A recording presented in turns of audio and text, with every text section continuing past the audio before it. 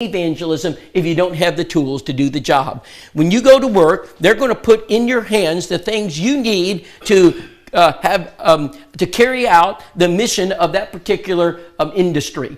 When we come to church, we have to have the tools. We need Bibles. You can't do Bible studies without Bibles. I'm not talking about pew Bibles. I'm not talking about $100 calfskin Bibles. I'm talking about Bibles to do Bible studies. There are Bibles that you can purchase, and they're very inexpensive, that are designed for Bible studies. It's amazing to me how many people don't have Bibles. Would you have a Bible? I don't have a Bible. Brother, we should have Bibles here. We have Bibles in India. We have printing presses. We're printing Bibles. We should have Bibles. If you do not have a method like Back to the Bible, or does it matter, you can't do a Bible study. We have to have the method. We need to provide it for the church members. They're not going to call Gospel Advocate and order it. We should have it laid out. We need materials for those who don't believe in God, like believe the Bible. Brethren, into this congregation, I have a sneaky suspicion you've got salt, pepper, you've got spoons, forks, and knives, and napkins, and tables, and tablecloth, microwave, refrigerator, ovens. You have coffee pot, coffee filter, coffee grounds, coffee maker. We have everything we need to open a soup kitchen. We have crayons, we have markers, we have scissors, laminators, die-cut machines, we have poster board, posters, paper. We have everything we need to open a school. If we do not have the tools to evangelize, we cannot evangelize. We must equip the saints with the tools. So we need materials to bring people, materials to train teachers.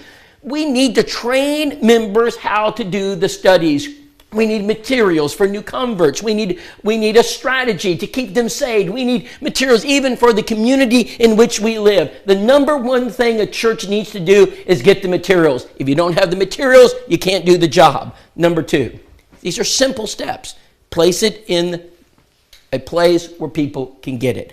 If the members of the church cannot get to the tools, they won't use them. Do not lock it in the locker. Do not put it in a filing cabinet. Don't place it in the church library.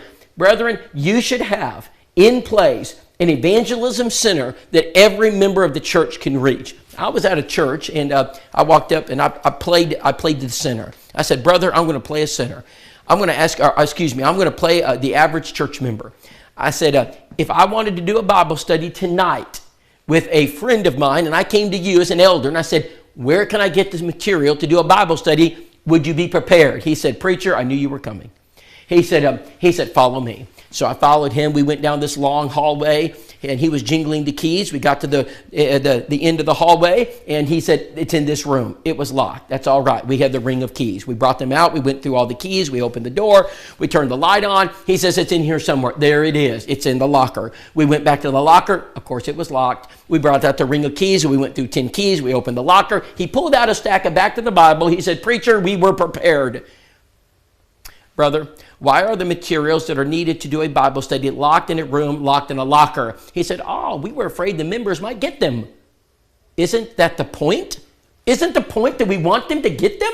Brethren, create an evangelism center. You got a beautiful building you just built. You need to create an evangelism center where people can get to the materials. Put it out there where they have to trip over it to get out of the building. Don't put it in a corner. Don't lock it in a library. Put it out there where people can grab it. They are not going to do a search and rescue to get it back to the Bible. They're not doing it.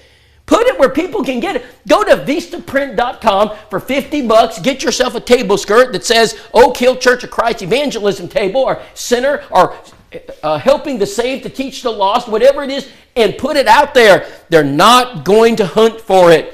I was talking to a preacher. His name was David. I won't say any more. And I said, David said, Rob, we did exactly what you taught. He said, we put out the table. We put out the material. And Rob, I came back 2 days later. And it was gone. I said, well, what happened to it? I said, maybe they're taking it. He said, no, Rob. He said, I put out the material again, put out the table, came back 2 days later, it was gone. He said, I decided to call one of the men. I said, brother, I've been putting out this evangelism material for the church members. Where is it going? He said, now about that. When we built this $2 million facility, he said, you remember that we took suggestions as to what went in the foyer. And he said, we voted on it, and we have a certain decor that we want to keep in the foyer. And one of the ladies saw that gaudy looking table, and she complained, and she said, that was never approved upon, and so we moved it. Where did you put it? We put it in the coat closet. And he said, sir, they can go into the coat closet, preacher, anytime they want and get it. He said, I decided to preach on the evangelism materials in the coat closet, and I preached. I got in the pulpit, and I preached, and I preached. I walked back to the coat closet. I told the brethren to come get it. We got back to the Bible. Doesn't matter. Believe the Bible. Open Bible study. Come get Jewel Miller, whatever you want. He said, I sat there and waited, and I waited, and guess how many members walked in to get it? None. May I suggest, brethren, if we cannot put evangelism materials out in our foyers, that we sell the church building and go home. We are the church of Christ. Our mission, brethren, is to train the saved, to teach the lost. It is inconceivable to me that we have churches that will not give the brethren the materials to evangelize. Inconceivable. Number 3, these are real simple steps. They work. Provide training. How many of you go to a job and you get new equipment and they send you to training? You ever had that happen? Did Ford or Volkswagen ever send you to training to figure out how to all right. Did they ever send you somewhere so that you can figure out how? Has anybody ever sent you even overseas? They'll send you there. They'll spare no expense. And believe you me, when they buy the product, they want you to know how to use it, and they're going to train you how to use it. Why aren't we training our church members how to use the product? So we just put it on the table and say, well, there's some evangelism material back there. They're not going to take it. They're scared to death. Not until you train them. My suggestion would be train your church members. Put it in their hands and train them how to use it. Put them a pencil in their hand, put a Bible in their hand, put back to the Bible in their hand, and I'll give you the training materials. Brother, we will give it to you. We'll give you I don't want you to spend 1 minute developing PowerPoints. I will give you the PowerPoints. Put it in their hands and train them. A DeWalt drill in the hands of a preacher is a deadly weapon. Put it in the hands of a craftsman. He'll build you whatever you want. You got to train people how to use the tools. Tools are worthless if people don't know how to use them. And so you can spend all sorts of money. You can have the biggest building, the best facilities. You can have all the training materials, and it will sit unused. I have seen it over and over again. Until we train our church members. Every year, the Church of Christ needs to spend 6-8 weeks training their church. You got to in the pews. I'm not talking about Monday night for the masters. They're not coming. It's obvious, isn't it? They're not coming. How do you get to the church? What's the one time each week the church assembles in the maximum capacity? Sunday morning. So when do you train them? Sunday morning. Do not put a sign-up list. Do not give an option. You hand it out during the sermon, and you say, we're going to learn how to evangelize, and we're going to preach it. Preach, preach, preach, and give it to the members. Not Sunday night when you get half your members. Not Wednesday night when all the teachers are teaching children. You put it in their hands on Sunday morning. They have no choice. Train them. Number 4. You got to create an evangelistic atmosphere. You have got to create an atmosphere where people will focus on evangelism. It is the work of the church. Brethren, if we don't do this, if we do not focus the church on her mission, it will never happen. Now, Acts 2:47 says the church had the favor of the people. How do you accomplish that? How do you get an evangelistic church? Now, when I was growing up, the old preachers used to say, well, there are 3 works of the church. Benevolence, y'all remember this? Evangelism and edification. 3 works. Boy, I'm very careful before I disagree with my brethren. Brethren, there is 1 work of the church, and I'll prove it to you. You'll agree with me. What happens if we had a benevolent work in the church and we gave out food or we delivered canned goods? But take evangelism out of the benevolence. What do you got? The goodwill. You got the local soup kitchen. Brethren, we are not a soup kitchen. You cannot solve world poverty here at Oak Hill. You can't even solve Covington poverty. You can't do it. We're not designed for that. That is not our job. So why are you benevolent? So we can reach to the hearts of men and women. Why did Jesus feed the 4,000? So he could preach. Why did Peter heal the lame man in Acts 3? So he could preach. We have to develop the favor of the people. We have to understand our mission is not to cure world poverty. Jesus said the poor will always be with you. You will never feed more people than the Catholic Church. Never. Brother, why even try? So what do we do? Well, we still do benevolence, but we do benevolence with intent to evangelize. I want to give you a lot of suggestions, but let me just give you one that works. Hello? Yes, my name is Rob Whitacre. I am the preacher. Yes, sir. Yes, we help people. Yes, we care about people. Do you pay light bills? Oh, yes, sir. We always pay light bills. Do you help people with food? Yes, we love to help people with food. Do you pay off mortgages? All the time. We love to pay off mortgages. Do you pay for a car? Yes, sir. We pay for. I never say no. Whatever they ask. Well, when do you help people? Every Sunday morning at 9:30, and I can't wait to see you. When do you help people? Every Wednesday night at 7 o'clock. We can't wait to see you. We'll be waiting for you. And when they come, you will have trained people in this congregation, and you will take them to room number 2, and you will sit down and do a Bible study. If you can't do a Bible study during Bible class, brethren, what can you do? Do a Bible study with these folks. Get them here. You know what just happened? You combined benevolence and evangelism. I don't know why it is that we ever separated them. Why do we edify the church to evangelize? Why are we benevolent to evangelize? It is the commission. It's not 3 commissions, it's 1 commission. And so we're going to promote an evangelistic atmosphere in everything we do. Guess what? Trunk or treat just became evangelistic. The graduation banquet just became evangelistic. I'm going to give you paper, sheet after sheet, how to turn trunk or treat into evangelism, how to turn whatever it is. We're going to make it, brethren, if it's not evangelistic, we shouldn't be doing it. That's not our job. We're not the local soup kitchen. We're not the local Lions Club. We're not the Rotary Club. We're the Church of Christ. We have a mission. Anything that does not focus on our mission, shut it down. We're wasting money and time. And so everything we do, brethren, can be evangelistic if we focus on it. You know, I put together a little sheet for a church recently about how to turn their trunk or treat into evangelism. All the Christians get together. You've probably seen it. They line their cars up in the parking lot. I said, I want you to go invite sinners, not saints. Huh? I want you to invite all the sinners in your community to your trunk or treat. I said, make sure you go to Sam's and get the big bag. They're coming. They got 50 contacts that night for Bible studies. That's how you do it. See, we're not here just to give the kids candy. It's not about the candy. It's about making contact with sinners. Brethren, I'll give you 6 ways from Sunday to do this. I'll show you over and over again how you can turn everything your church does into evangelism. Watch this. These are churches. We have blessing boxes. We have teacher supplies we give out. We give out backpack drives. We do winter coat drives. We give turkeys away. And what do we have to show for it? Nothing. These must become evangelistic. I don't object to helping teachers. If you want to help the teachers, help them. Make it evangelistic. You want to help the students go back to school? Help them. Make it evangelistic. Everything focuses on souls. It must. And if it does, that's what you get. Her name is Kim. Kim called the building last year. She said, I noticed you guys offer benevolence. I said, yes, ma'am. And we need some help. Sunday morning, 9 o'clock. And I don't have a ride to church. No problem. How many of you men would give someone a ride to church if they needed it? Everybody? Yeah, we've got somebody. Okay, I'll be ready. And they brought Kim to church, and they came up, hey, Rob, we've got this visitor. We picked her up, and she was looking for help. I said, I'll take it from here. I love this. I said, name's Rob, my wife, Nicole. Name's Kim. Hey, Kim. Hey, Kim, we're going to take you home. Kim, we can take you out to eat. Always eat. Oh, I love to go out to eat. Wonderful. And Kim, you got some needs? Yeah, I need some food. I said, no problem. I said, we took her to Dollar General. She puts a few canned goods, put some water and a few things in her.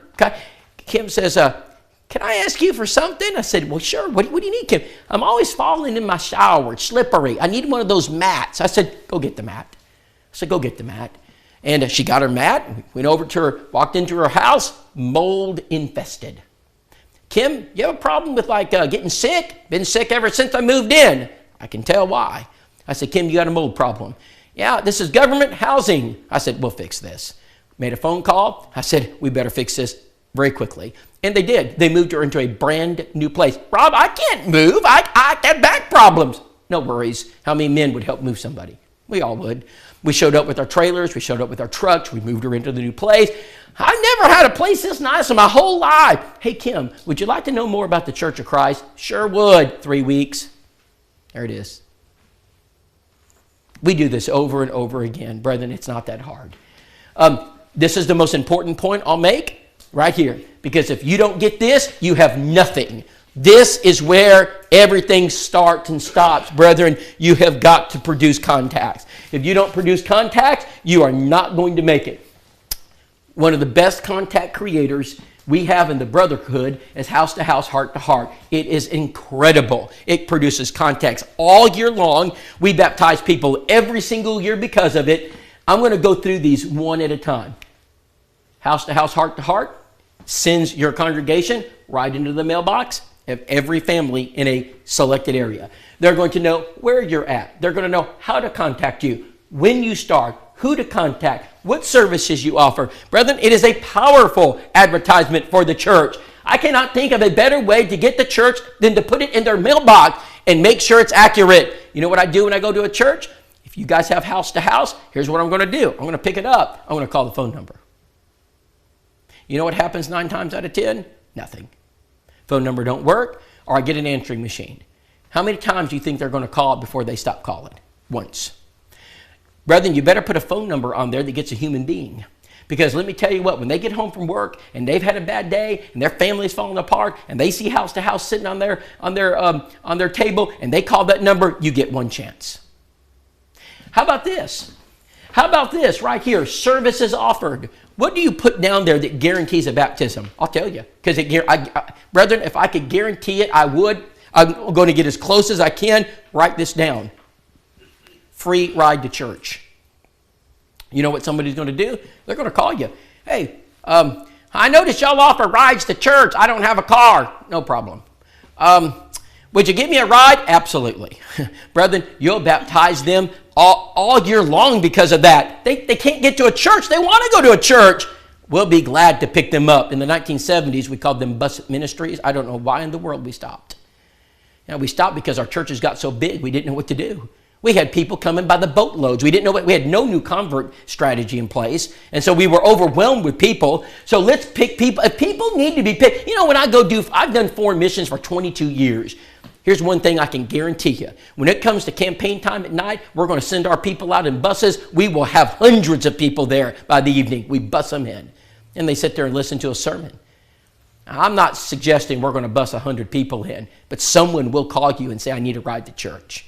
And if you can't baptize that person, you can baptize nobody. This right here brings the Church of Christ to the doorknob, to the mailbox of every person in your selected area, and that's what you get.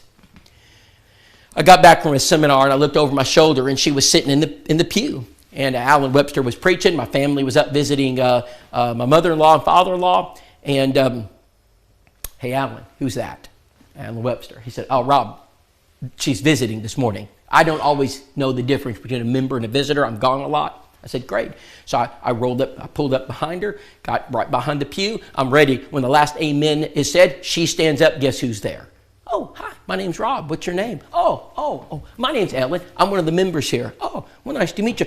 Ellen, are you visiting this morning? Yes. I said, well, I'm so glad you're here, Ellen. From the community? Yes, she's checking off all the boxes. I have one mission.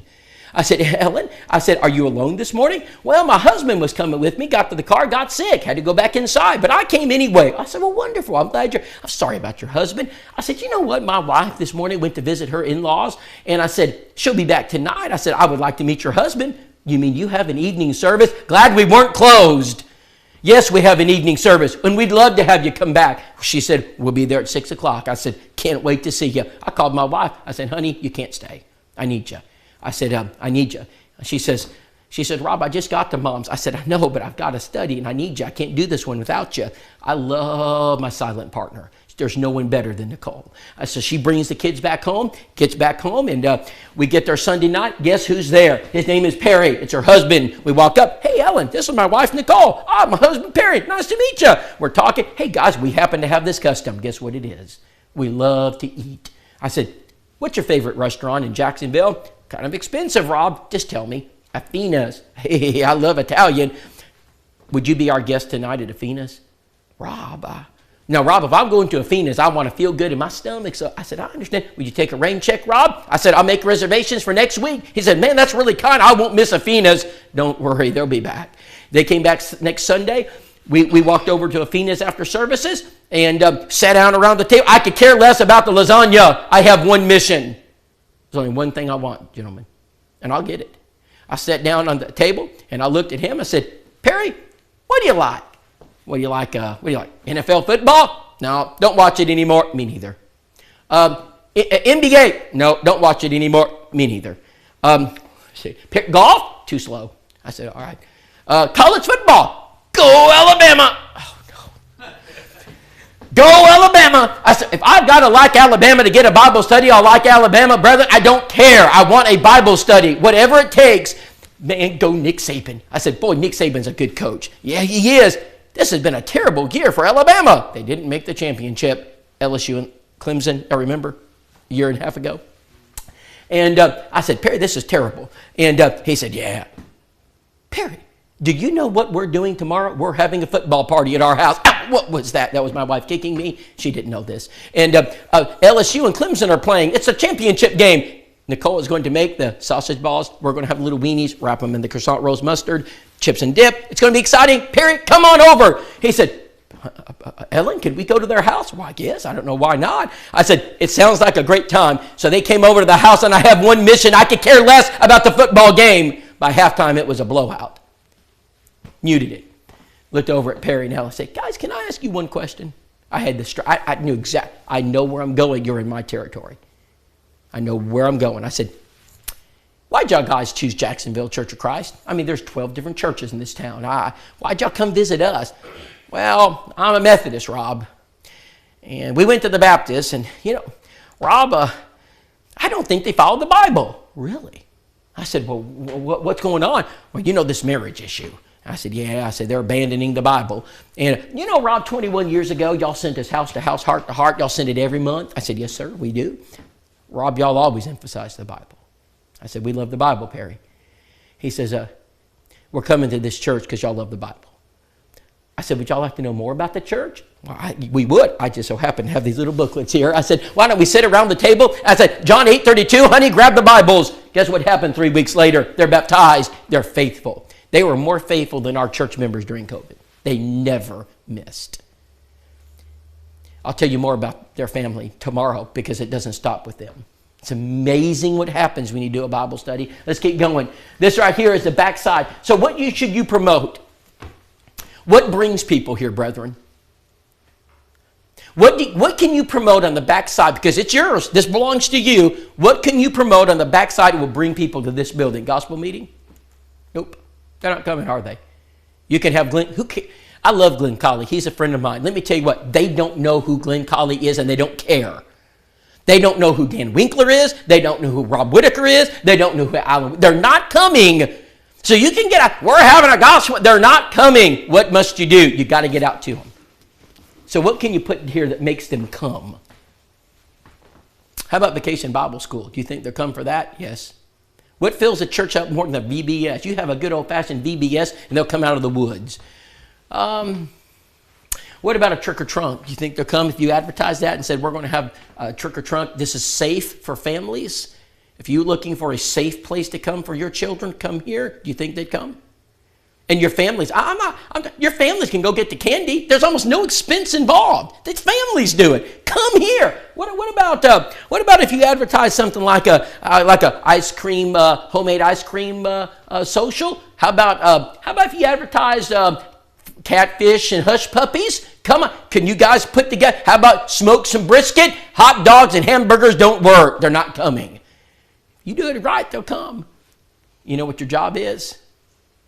Your job is to develop contacts for Bible studies. You're trying to meet people. You know what I learned in Foreign Mission Works? I can go out all day in the hot sun, and yes, I can find people. I learned this. I can find people, but it's hard work. I'm under the sun. I'm sweating profusely. Sometimes I have to walk a half mile to a mile to get somewhere.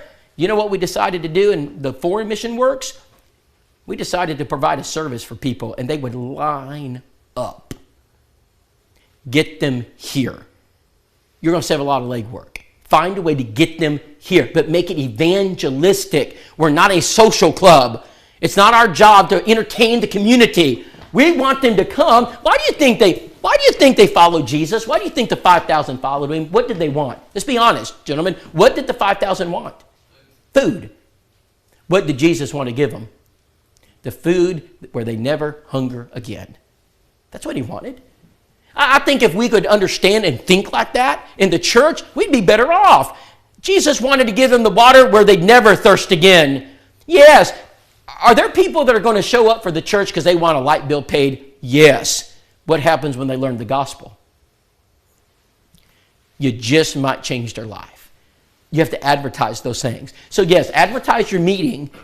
Yes, get out in the community. And I want you to go and promote your meetings. But I'm telling you, there are more things out there that bring people than just a meeting. All right. What about the 10 Commandments? This is the poster. And we offer these all year long. This is just one of them. And we say, fill this out. We send you the big poster. What about this? Pick what subject you need help with, and we'll send you the free DVD. We'll send you the free book. So I got to Jacksonville, and I'm experimenting a little bit. This is a fun time of life. I'm not a full-time preacher, so I'm experimenting constantly. I said, you know what? What happens if we stop mailing this stuff to people and started hand-delivering it? I want to try it. So I called the secretariat, the elders. I said, next time someone requests something, don't send it. Well, what are we going to do, Rob? Just give it to me. I put it in my box. When I'm in town, I'll hand deliver it. So Deb Rice calls me. Hey, Rob, we got a request for marriage material. I said, great. Put it in my box. Rob, we've never done that before. That's why we're not baptizing. Put it in the box, and I'll do it. She put it in the box. Nicole and I drove down to the student center. We grabbed the material, and we were looking for, I don't know, A Street, something north. It took me forever to find it. And we finally got to the house. I knocked on the door. Always go with a woman. Never go alone. There's multiple reasons, men, you never go to the door alone. Multiple reasons. Always bring a woman or a child, even better. It's hard to get mad at children. So you're protecting yourself. Knock on the door. They go, she says, oh, how are you? Ma'am, my name is Rob. This is my wife, Nicole. We're from house to house, heart to heart. You requested some marriage material. Oh, yes. I said, ma'am, have you just got married? I sure did about 4 weeks ago. Wonderful. Congratulations. And sir? Why did you not just mail this to me? Well, then I couldn't have met you. I came to help. Oh, that's so nice. I said, how long have you lived here? Her name is Brenda. Brenda, how long have you lived here? Oh, about a month. And where'd you move from? Oxford. Wonderful. And Brenda, how do you like Jackson? Oh, I like... Sir, can I ask you another question? I said, sure. Do you know anything about the Bible? Just a little. And she says, good, because my husband knows nothing about the Bible. Daniel, get off the couch. That man has been on the couch ever since he came home. I don't know what he does all day. Get off the couch, Daniel. People are here to see you. Come here, Daniel. Daniel's doing this to his eyes. He walks to the door. I'm watching him. Tall man. Walks to the door. And Daniel, these people are here so we can teach you the Bible. When do you want to start? Tomorrow. Sounds good. Nicole makes homemade chocolate chip cookies. Always eat. Guess what happens? We baptize. We baptize, we baptize, we baptize, we baptize, and we keep baptizing because she's got a cousin, a friend, and a friend, and a friend. Brethren, once you start doing it, you can't stop. Make contact with people. You're not going to get them in the mail. They're not coming. You're not going to get it by having just a radio announcement. Come to Oak Hill. They're not coming. Go to their door and meet them. Get to know them. It works. You got to create a target list. So when you start sending out house to house, obviously you would go bankrupt if you sent it to everybody in this county. You can't do it. So you're going to select a small area that encompasses some people around this area. But then, brother, you work somewhere in Conway, or maybe maybe you're not sending it to Conway because it's too far away, and you work in Griffin, and you work over here in somewhere else, and it's just too big of an area. But you know them. You go to work with them. So here's what we're going to do. Give me the name and address of everybody you work with that you know. Give me the name and address of everybody you work with, and we will add them individually to the area list, and we will individually send them house to house. So now not only are we saturating an area, we're saturating the friends of the church. It works very well. And here's what's going to happen. You're going to send it to your friend. Your buddy's going to get it for about a year. You're going to walk up to your buddy and say, hey, John, I subscribed to a magazine for you. You did? Yeah, I thought you'd like it because we always talk about the Bible. It's called House to House. Oh, you subscribed to that for me? Yes, sir. I did. Hey, do you like it? I sure do, man. There was a great article about gambling last week. I agree. That is that's a tax on the poor. It's a terrible thing. I didn't know the Bible said all that about gambling. Hey, what else do you like, John? You're going to enter into a Bible discussion. John, do you know anything about the Church of Christ? You know what? I don't know any. Is that where you go to church? Sure is. John, my wife and I would love to have you over for dinner sometime. Can you do that? This is all it is. You got to you never hit a target you don't aim for. I went hunting last deer. My son and I like to hunt. I'm not an expert. I'm just a day hunter. I go out there occasionally, and Todd Clippard had me out there in Alabama. He said, Rob, I'm going to put Jared in a stand.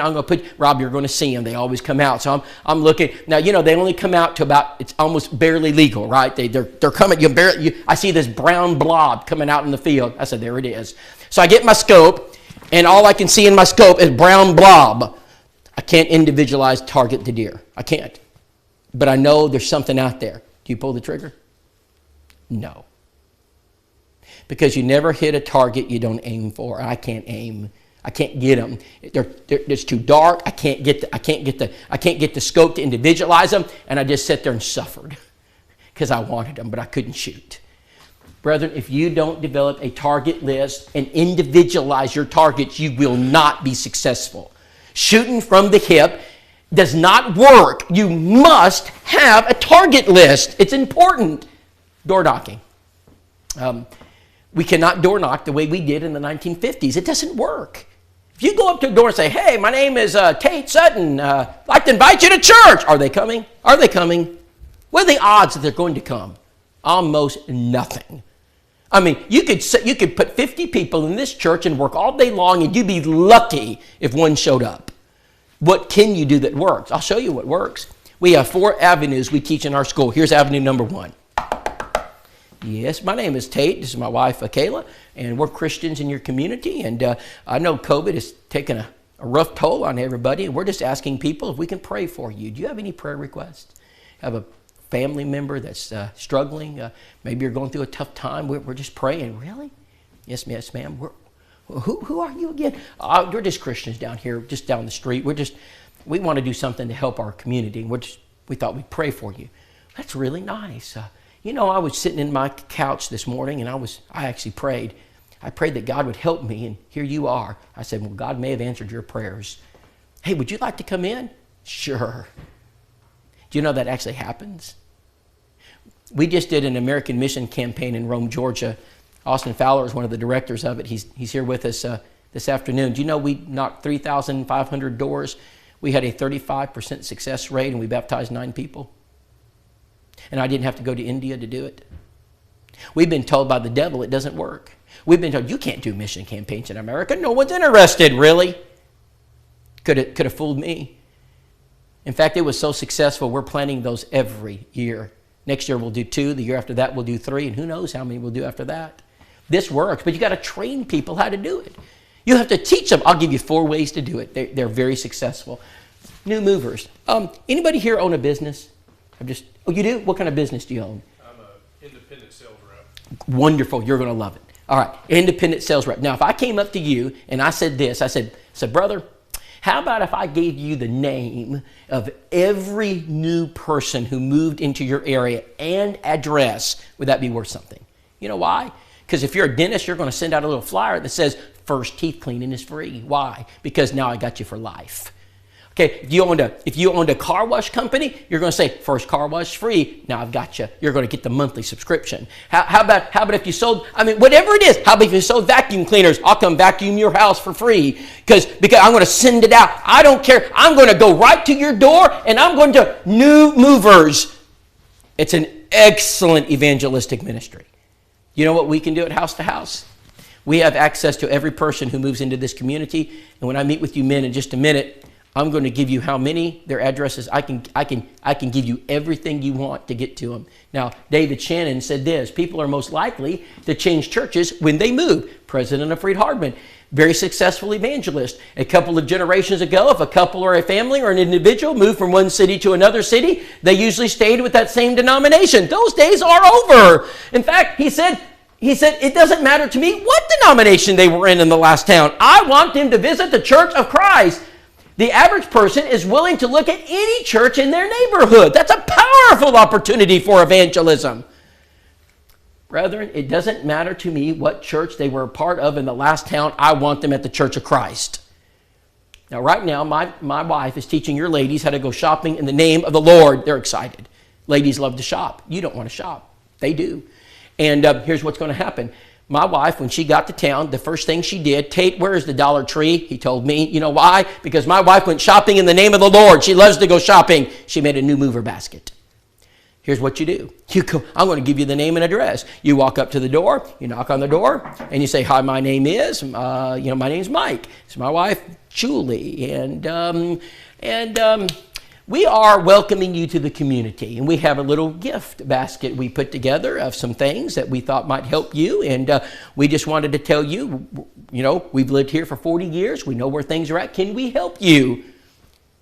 You think you're going to get somebody angry? No, they're going to, that was really nice. And my wife has made you some warm chocolate chip cookies. Always eat. Give them the cookies. Give them the basket. Has information about the church. Hey, by the way, you have a church home? Not yet. Let me tell you about one. Now, brethren, not only will we give you the app where we're going to show you where they live, we're going to send them a special edition of House to House, Heart to Heart called the New Movers Edition. And we're going to send them a postcard 2 weeks later. Now, let me ask you this question. How much do you think that costs? $5 a month. Because it costs us $5 a month to get the information. And then it costs $1 to print and to mail all that.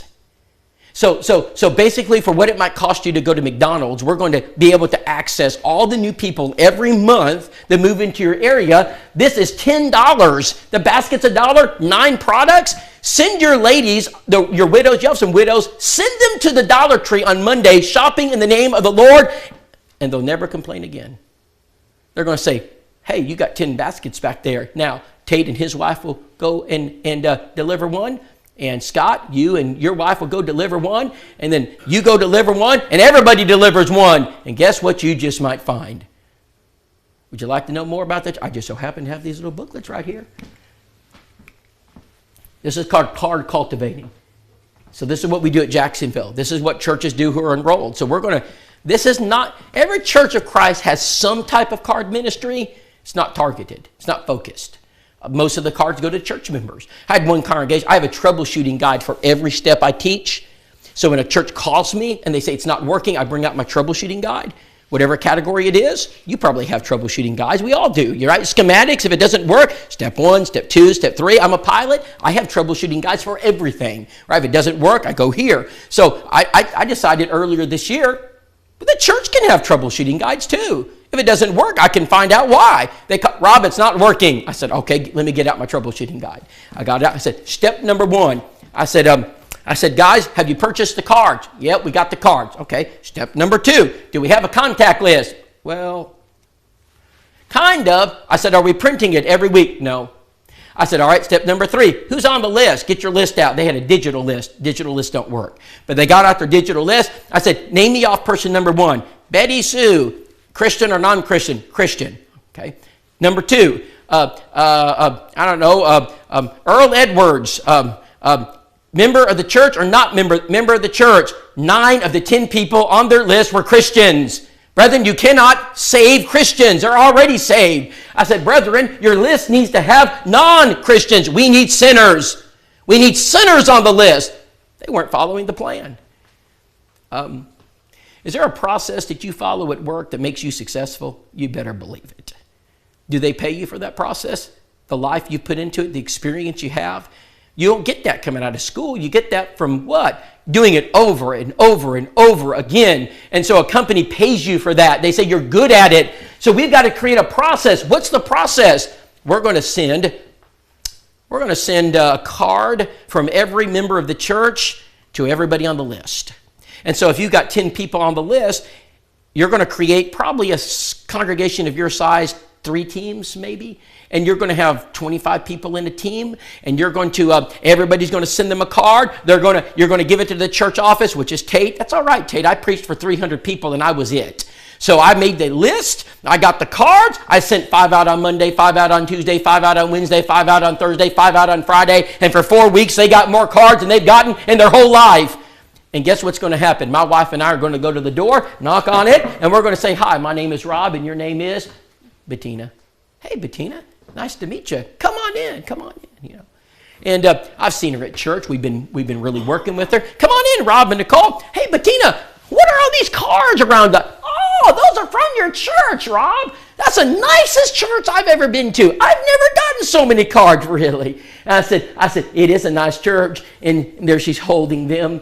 She's so excited, and she has no one that cares about her. We do. Bettina, would you like to know more about the Jacksonville Church of Christ? I sure would. I just so happen to have these booklets. John 8:32. It's amazing what happens when we study the Word of God. Guess what happened after 3 weeks? I have to tell you about this. This probably will never happen in my life again. This was incredible. So we're doing the study. We're in book 3. Something tells me she's connected with the Church of Christ. Something tells me, I'm not sure. Bettina, I want to read, would you read Mark 16:16 for me? Oh, sure. My pastor taught me all about this verse. I bet he did. Go ahead, Bettina. What's it say? Believe you're saved and then baptized. Bettina, would you read that again? Sure. Believe and saved and then baptized. King James. Rob, is there something wrong with what I'm reading? I said, Bettina, not from memory. What I want you to do is read one word. Oh, sure, I can do that. He that believes and is baptized shall. He that believes and is baptized shall. Rob, that is not what my pastor told me that verse said. I bet not. Guess what she did when we were finished? Alan Webster, I need some help. I've never baptized somebody in a my mind just went blank, wheelchair. And he showed up at the building. We baptized her. By the way, after the baptism, I said, Bettina, I had a sneaky suspicion that you were associated with the church at some time. Well, I was a Baptist. Not anymore, Rob. I said, ain't that great? And I said, Rob, the last place I lived, I went to the Church of Christ. Why? Well, I lived next door. I didn't have a car, so I just walked. Oh, well, I understand. And how long did you go to this Church of Christ? 7 years. 7 years. Bettina, where did you live? Hatchie. Bettina, in that 7 years that you went to Hatchie Church of Christ, did you go every Sunday? Maybe just once or twice a year. Every Sunday. Every Sunday. Church of Christ, sit in pews, 7 years. Bettina, did anybody in that church? Did anybody say, would you like to do a Bible study? No.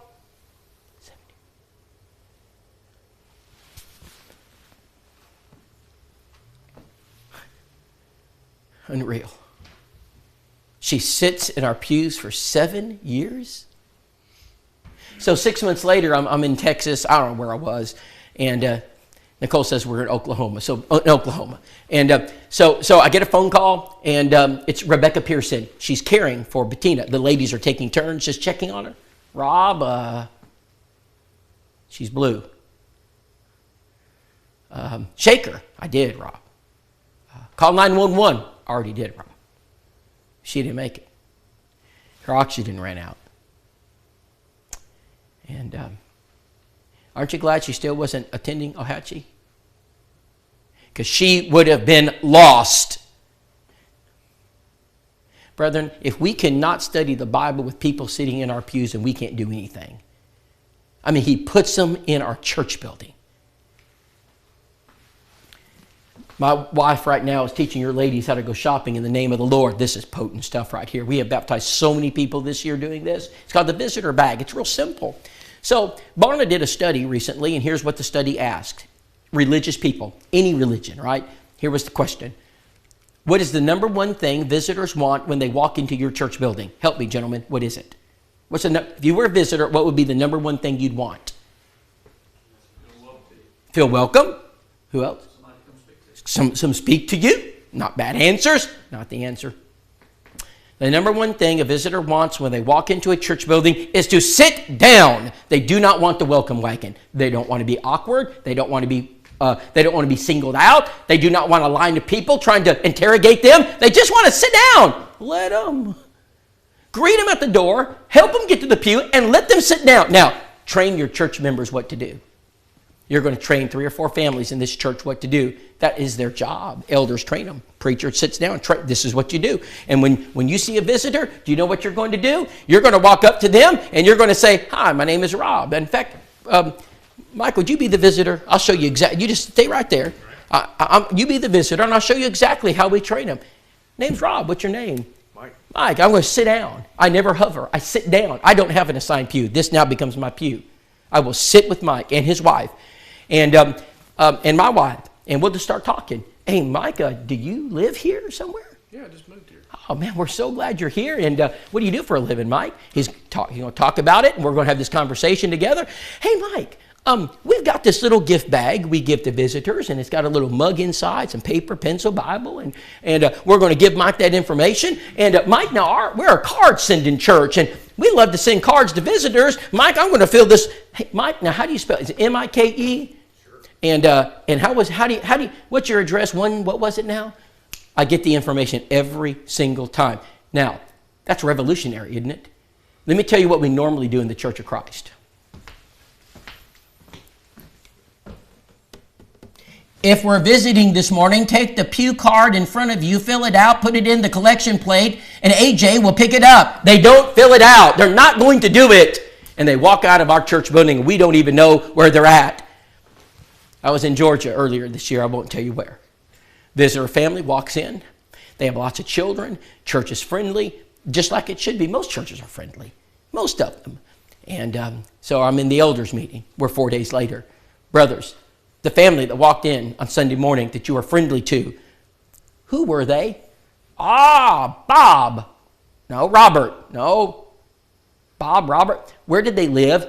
126 B Street. No, that was D Street. No, it was 261. Brethren, do we have any idea how to contact them? Well, we're hoping they'll be back. They're not coming back, and they didn't. You get one shot. If you owned an insurance company, somebody came in to buy insurance, and your secretary's sitting over there, and they're talking about all their boats and cars and houses and all this stuff, and then they walk out, and you looked over and say, what were they want? They're going to buy insurance for everything. Wonderful. But they want to do a little shopping. Did you get their name? No. Address? No. You're fired. You would never let that happen in your business, would you?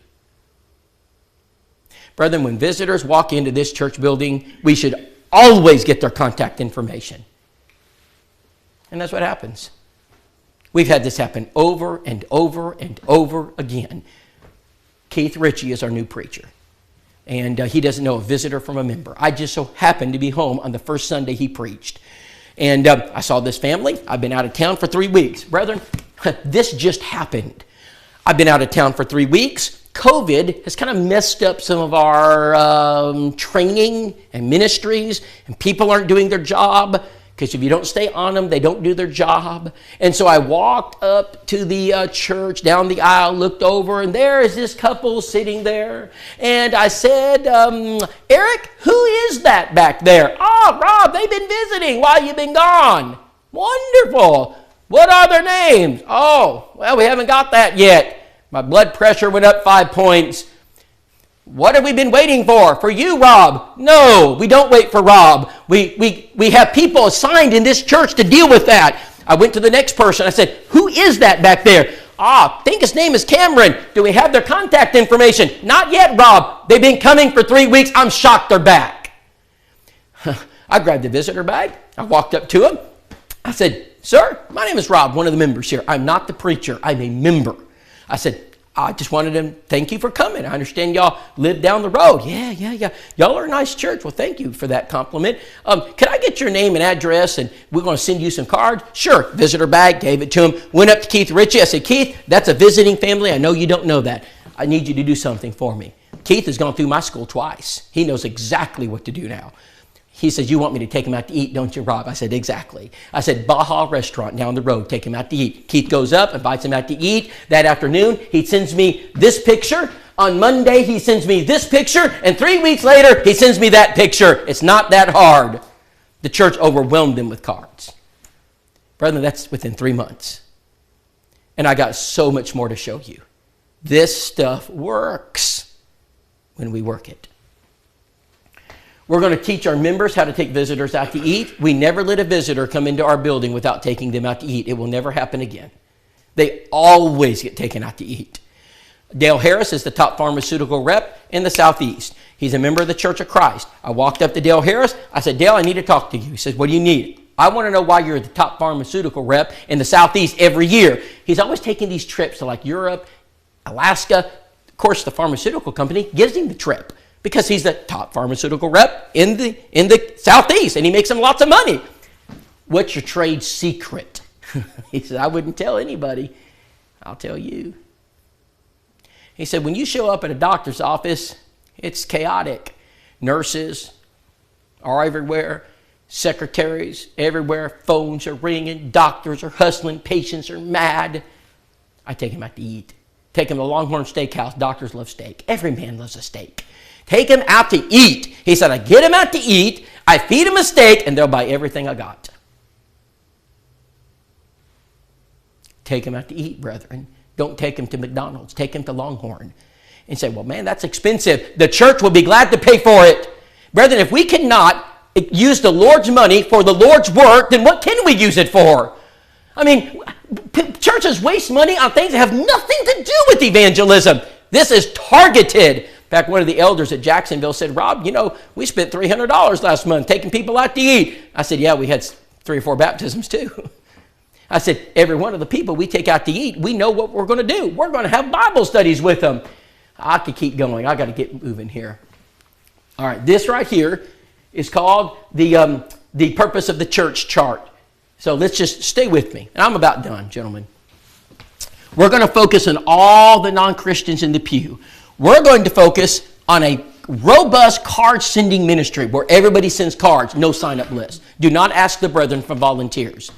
They're not volunteering. They're enlisted. You do not ask a private, do you want to go to war? No, you're enlisted. Here's where you're going. We're going to get everybody involved, not 80-20. You know what that is, right? 80% of the work done by 20% of the people doesn't work. You got to get this whole church involved. Everybody must get involved. So then we're going to focus on visitors. We're going to focus on door knocking. We're going to focus on house to house, heart to heart, new movers, digital media, benevolence, and guess what? To this intent that now unto principalities and powers in heavenly places, it might be made known by the church, the manifold wisdom of God. It's the purpose of the church, brethren, to evangelize. And when you do that, this is what you get. That's the average church in our school. You focus them. You make it the number one priority of the church.